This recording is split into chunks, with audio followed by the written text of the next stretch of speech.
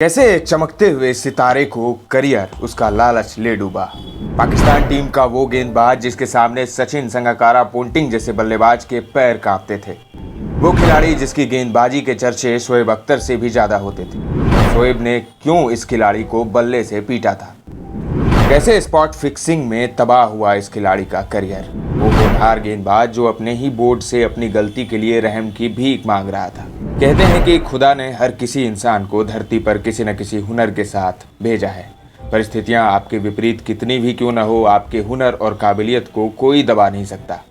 इसे निखारने के लिए सही मौके और उचित मंच की जरूरत होती है। क्रिकेट की दुनिया का एक ऐसा खिलाड़ी जिसके हुनर को तो पहले कोई पहचान नहीं पाया, लेकिन जब उसके खेल को बारीकी से देखा गया तो उसमें एक क्रिकेटर बनने की प्रतिभा कूट कूट कर भरी थी। यही वजह थी कि जब उसने इंटरनेशनल क्रिकेट में कदम रखा तो क्रिकेट जगत में अपनी गेंदबाजी से तहलका मचा दिया।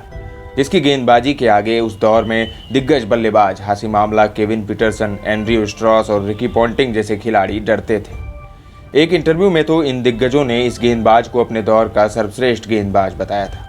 दोस्तों, आप देख रहे हैं चक दे क्रिकेट की खास पेशकश, और आज हम बात करने वाले हैं एक ऐसे खिलाड़ी की जो पाकिस्तान टीम की गेंदबाजी की रीढ़ कहा गया।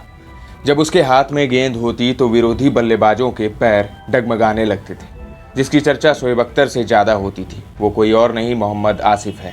आज हम अपनी वीडियो में इस होनहार खिलाड़ी के जीवन को टटोलने की कोशिश करेंगे और बताएंगे कि कैसे स्पॉट फिक्सिंग ने एक झटके में तबाह कर दिया इस खिलाड़ी का करियर। मोहम्मद आसिफ का जन्म 20 दिसंबर 1982 को पाकिस्तान के पंजाब प्रांत के शेखपुरा गांव में हुआ था। इनके पिता मोहम्मद हसन गांव के बहुत बड़े जमींदार थे और उनकी मां एक हाउसवाइफ। कहते हैं पूत के पांव पालने में ही नजर आ जाते हैं। ऐसा ही कुछ था मोहम्मद आसिफ के साथ। उनके पिता जमींदार थे, लेकिन इन सब से हटकर मोहम्मद आसिफ को क्रिकेट खेलना बहुत पसंद था और बचपन से ही वह लकड़ी के बैट से क्रिकेट खेला करते थे। मोहम्मद आसिफ को क्रिकेट से इतना लगाव था कि उन्होंने पढ़ाई के प्रति अपनी दिलचस्पी कम कर दी और यह जानकर उनके पिता काफ़ी दुखी हुए। उन्हें समझाने पर भी मोहम्मद आसिफ जिद पर ही लगे रहे। मोहम्मद आसिफ ने अपनी बोर्डिंग की पढ़ाई पूरी तरह से छोड़ दी और सारा ध्यान क्रिकेट पर लगा दिया। शुरू के दिनों में मोहम्मद आसिफ एक बल्लेबाज की हैसियत से खेला करते थे, वहीं ज़रूरत पड़ने पर हल्की फुल्की गेंदबाजी भी कर लिया करते थे। मोहम्मद आसिफ थोड़े बड़े हुए तो उन्होंने 15 साल की उम्र में ही क्लब क्रिकेट खेलना शुरू कर दिया। क्लब में उनके कोच ने उन्हें सलाह दी कि आपकी हाइट अच्छी है, क्यों ना आप तेज गेंदबाजी शुरू कर दें, और यही से मोहम्मद आसिफ की ज़िंदगी बदल गई। कोच की सलाह मानकर तेज गेंदबाजी करना शुरू कर दिया और फिर उन्होंने पीछे मुड़कर नहीं देखा। तेज गेंदबाजी पर अपना करियर बनाने की ठान ली। यही वजह थी कि 1 साल के अंदर अंदर मोहम्मद आसिफ अपने क्लब के सबसे बेहतरीन गेंदबाज बनकर उभरे थे। यहाँ से क्लब क्रिकेट खेलने के बाद मोहम्मद आसिफ इंग्लैंड चले गए और वहाँ भी उन्होंने क्लब क्रिकेट खेला, लेकिन इंग्लैंड की कंडीशन से वाकिफ न होते हुए मोहम्मद आसिफ ने वहाँ बड़े से बड़े बल्लेबाजों को गेंदबाजी कर खूब छकाया, जहाँ उनकी गेंदबाजी में और निखार आया। साथ ही उनकी गेंदबाजी की तकनीक में भी काफ़ी सुधार आया। इंग्लैंड से क्लब क्रिकेट खेलने के बाद मोहम्मद आसिफ जब वापस स्वदेश लौटे तो फिर उन्होंने घरेलू क्रिकेट में कई टीमों के लिए फर्स्ट क्लास क्रिकेट खेला, जहां अपनी गेंदबाजी का ऐसा नजराना पेश किया कि हर कोई उनकी धारदार गेंदबाजी देखकर दंग रह गया। प्रथम श्रेणी क्रिकेट में मोहम्मद आसिफ की गेंदबाजी देखकर नेशनल टीम के चयनकर्ता इतने प्रभावित हुए कि उन्होंने ऑस्ट्रेलिया दौरे पर जाने वाली पाकिस्तान टीम में उनका सिलेक्शन कर लिया। आसिफ के चयन की खबर खुद आसिफ को नहीं हुई। बोर्ड के एक अधिकारी ने उनके टीम में शामिल होने की जानकारी आसिफ के परिवार को दी। आसिफ का नेशनल टीम में चयन होने की जानकारी से परिवार में खुशी छा गई। उसी शाम फिर आसिफ को भी खबर मिल गई। मोहम्मद आसिफ के लिए अब वह सुनहरा दिन आने वाला था जिसके लिए उन्होंने वर्षों से पसीना बहाया था। 2 जनवरी 2005 को सिडनी क्रिकेट ग्राउंड में मोहम्मद आसिफ को अपने पहले टेस्ट क्रिकेट मैच में पदार्पण करने का अवसर मिला, लेकिन ऑस्ट्रेलिया के दिग्गजों से सजी इस टीम के आगे इस युवा तेज गेंदबाज का एक न चला। यही वजह थी कि उन्होंने बहुत सारे रन लुटाए और उन्हें एक भी विकेट नसीब न हुआ। नतीजतन सिडनी टेस्ट पाकिस्तान हार गया, साथ ही साथ सीरीज भी गंवा बैठा। डेब्यू टेस्ट में कुछ खास प्रदर्शन न कर पाने के बाद मोहम्मद आसिफ को प्लेइंग 11 से बाहर कर दिया गया। मोहम्मद आसिफ को अपनी काबिलियत और हुनर पर पूरा भरोसा था, इसीलिए उन्होंने फिर से प्रथम श्रेणी क्रिकेट का रुख किया और खूब मेहनत की। यहाँ उन्होंने अपनी गेंदबाजी की तकनीक पर फिर से काम किया और शानदार प्रदर्शन करते हुए नेशनल टीम का दरवाजा फिर से खटखटा दिया। दिसंबर 2005 में पाकिस्तान दौरे पर आई इंग्लैंड टीम में उन्हें फिर जगह मिल गई। यहाँ मोहम्मद आसिफ को रावलपिंडी वनडे मैच में खेलने का मौका मिला और आसिफ ने इस बार मौके को ऐसा भुनाया कि उनके लिए यह मैच यादगार बन गया। किसी को निराश न करते हुए अपने डेब्यू वनडे में इंग्लैंड के खिलाफ 2 विकेट झटक कर शानदार डेब्यू किया। ठीक इसके अगले साल 2006 में राहुल द्रविड़ की कप्तानी में भारतीय टीम पाकिस्तान दौरे पर गई। यह दौरा मोहम्मद आसिफ के लिए कई मायनों में खास था, क्योंकि वह पहली बार भारत के खिलाफ खेलने वाले थे।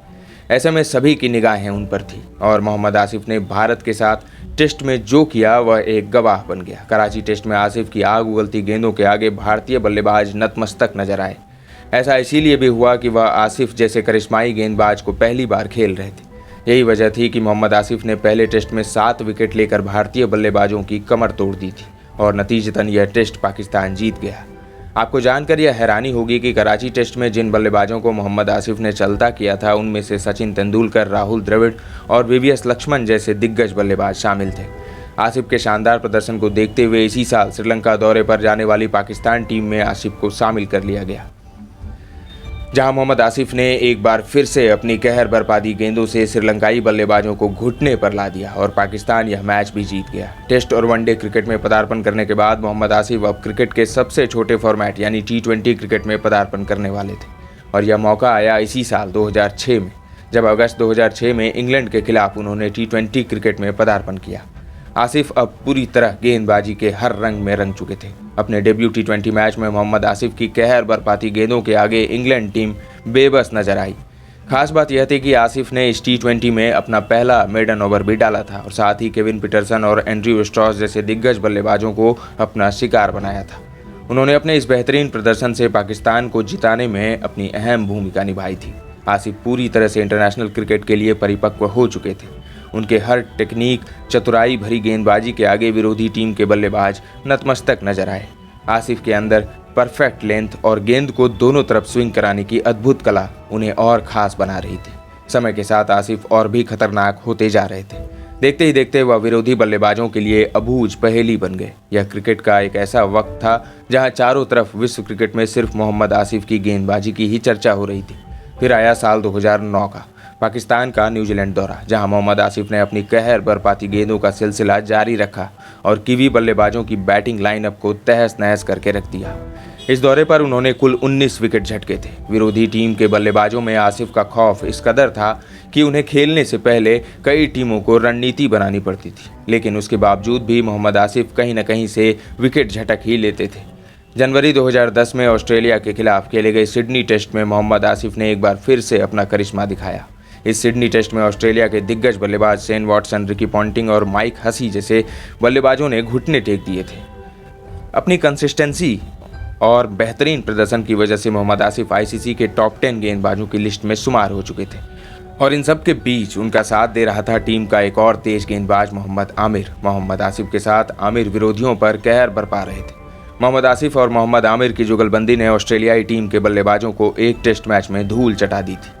नतीजा यह हुआ कि पूरी ऑस्ट्रेलियाई टीम सिर्फ 88 रनों पर ढेर हो गई।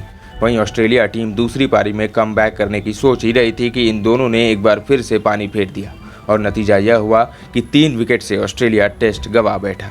इसी दौरान मोहम्मद आसिफ अपने करियर के पीक में थे। सब कुछ ठीक ही चल रहा था कि उनकी एक गलती ने उनके करियर को तबाह करके रख दिया।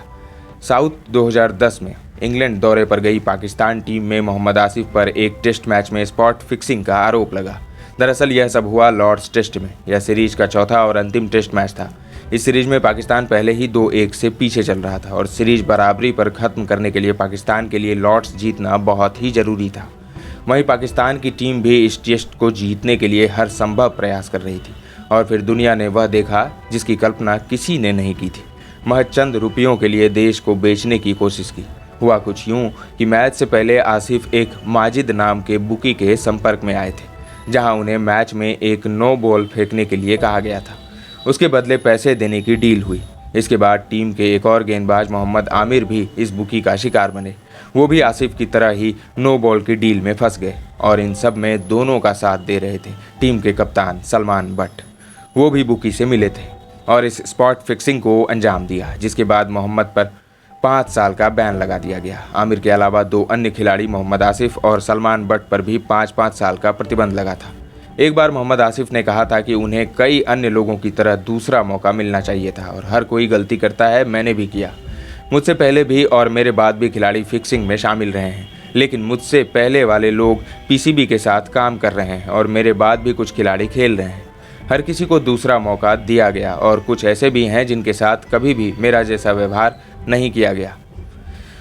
पीसीबी ने इस तथ्य के बावजूद कभी भी मुझे बचाने की कोशिश नहीं की और मैं उस तरह का गेंदबाज हूं जिसे दुनिया में हर कोई बहुत सम्मान देता है। स्पॉट फिक्सिंग में दोषी पाए जाने के बाद प्रतिबंध पाकिस्तान के पूर्व तेज गेंदबाज मोहम्मद आसिफ दुबई एयरपोर्ट से वापस पाकिस्तान लौट गए।